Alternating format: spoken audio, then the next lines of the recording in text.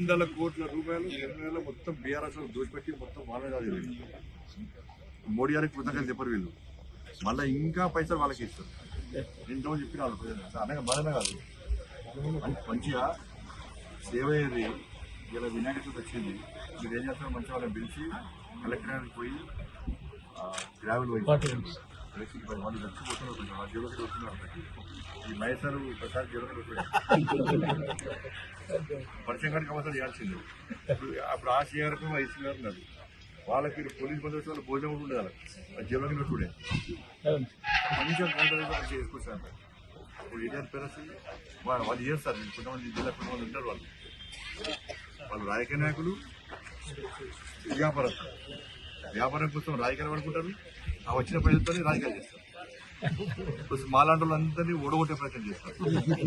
వాళ్ళ బయటకు పోయి 1000 కోట్లు ఇష్టం చెప్తారు. బయట ఆయన తప్పు వాడితే వీళ్ళు ఖండించారు దాన్ని. వీళ్ళు కట్టేది 300 కోట్లు, కానీ బయట 1000 కోట్లు 2 కోట్లు ఇస్తారు. వీళ్ళు నేను గెలిచినాక సార్ ఒక్క బొకే కూడా ఇచ్చి చేయలేదు సార్. నేను ఎంపీ గెలిచినాక ఒక్క బొకే, 1 కిలో ఏదైనా నాతో నుంచి ఫోటో దిగి నాతో బొక్క ఇస్తే మీరు అక్కడ ఉంటుంది, మీరు అక్కడ పడిపోతుంది. ఒక్కొక్క లైసెన్స్ కు బయట దాని కటింగ్ మిషన్ 10 లక్షలు దొబ్బిస్తారు వీళ్ళు.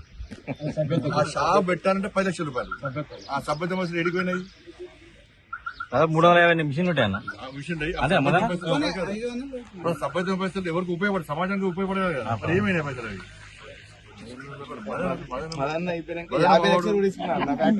మంచి ఆలోచిస్తారు. 50 లక్షలు కూడా తీసుకున్నారు. ఇది కుల్ల అంటే తన ముందు గొప్ప చెప్తలేండి నేను. గొప్ప ఇది అంటే మంచి లోపల ఏముండదు. ధైర్యం చెప్తాడు.